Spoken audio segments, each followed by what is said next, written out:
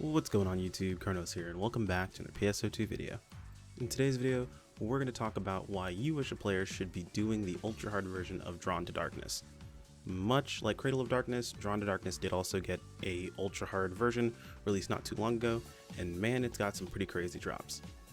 But before we jump into that, guys, I do try to do content mostly daily. It's actually been daily for quite some time now, but a like and a subscribe would be fairly appreciated. But enough of the show, let's get started.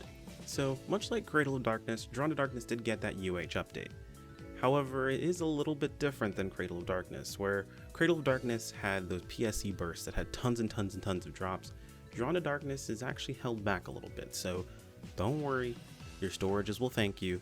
Granted, it is still pretty crazy with the drops, but it is nowhere near, PSE burst plus cross burst that is Cradle of Darkness currently. However, there are a couple of things to keep in mind about Drawn to Darkness that makes it worth running, even though the drops aren't as crazy as it is over on Cradle of Darkness. You guys will see in the background currently there's just a run that I jumped into. It's actually a random run I just jumped into over on ship 1 that popped, figured get some decent footage for it, and you guys can see the drops aren't insane. They're still pretty good, don't get me wrong, and definitely if you're trying to level up, like say get that last few levels for level 100 on the last few classes, it's definitely worth doing these runs because they are high level enemies and they do give quite a good chunk of experience. Plus, people are doing this content pretty consistently, so you don't have to worry about putting together a group to do something. You guys can just jump right into it, or you can just jump right into it with a random group, and it usually goes fairly decently. So what about the drops? Why should I care about this, right? Well, as far as weapons go, this does drop those new 15-star weapons they mentioned beforehand, things like Sealed Nodachi, Rengokuto? I probably mispronounced that, Rengokuto Rensa, Obsidian Darkness, those crazy hand cannons, Arc Serpent, a bunch of other 13 stars, and of course even the Lumiere 14 stars. And yes, before anyone says it, it also drops World of Guardians. World of Guardians is my new Jupiter Tellus if you've ever been around the channel. It's basically the one weapon I'm probably never going to see after getting crazy luck with making my units.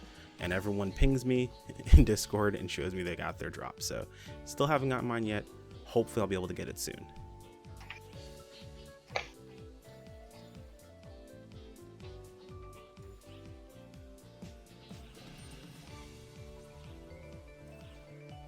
As far as other drops come along with, we do have things like the camos, so Invade, Ares, and Atlas. Those are super cool. But the real kicker is, again, the augments.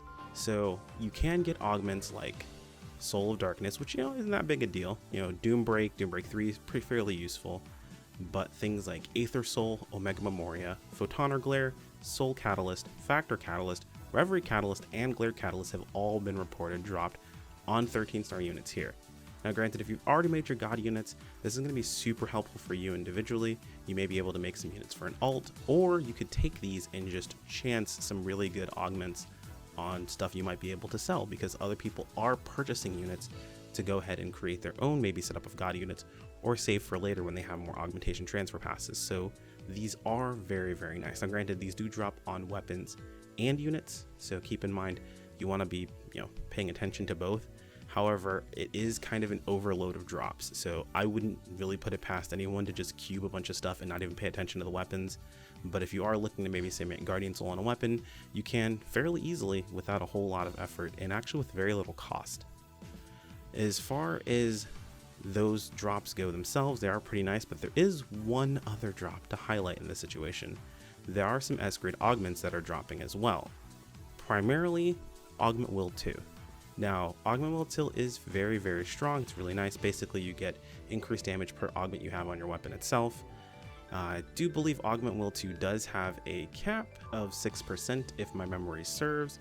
So that is, of course, 0.75% for every single augment affixed to the weapon. Of course, at 8 augments, that would bring you up to 6%.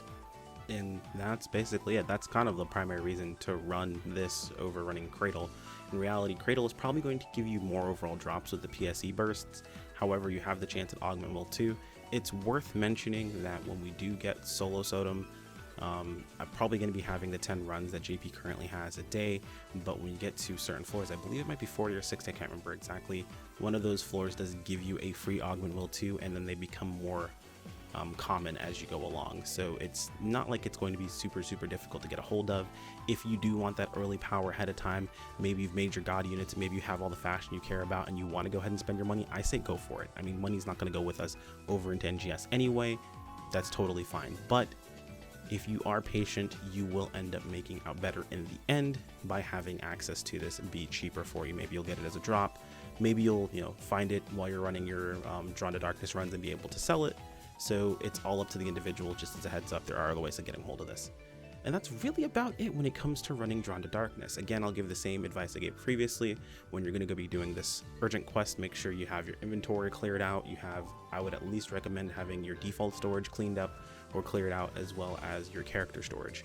If any of you aren't aware, whenever you pick up an item and you are, or say auto pick up an item itself, and there is no space in your inventory for it, it automatically goes to your next open storage in order, starting from top to bottom, that it is applicable to go into.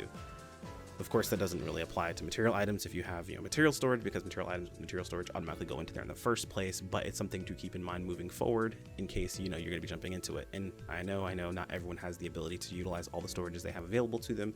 I would just highly recommend, if you are going to do that, or if you're going to maybe pull things off onto an alt, or just lock all the items that are in your storage that you're going to be keeping right before you're doing one of these runs, and then sort them afterwards when you're finished. I wouldn't recommend doing more than maybe 2 to 3 runs in a row if you want to have any storage to work with at all. Basically, doing this while you're capped, also with no storage, is almost pointless unless you're helping someone. So just keep that in mind and just be mindful of your storage moving forward. But that's really about it, guys. That covers everything to do with Drawn to Darkness. Hopefully this covered any questions you guys might have. If you guys aren't running Drawn to Darkness, why you probably should go ahead and jump into it. It is very useful as far as drops go. And I mean, honestly, to me personally, it's actually pretty calm when it comes down to between the two of them versus Drawn to Darkness versus Cradle to Darkness. Oh, I did want to also mention, that the drops that you can get from these, apparently some of them are, conditionally based. It's recommended killing enemies before killing bosses because more enemies spawn. I didn't want to go too much into the specifics of exactly how that works because personally I don't know how those work. And then also, are jumping into a random group, that doesn't always work out to be that way.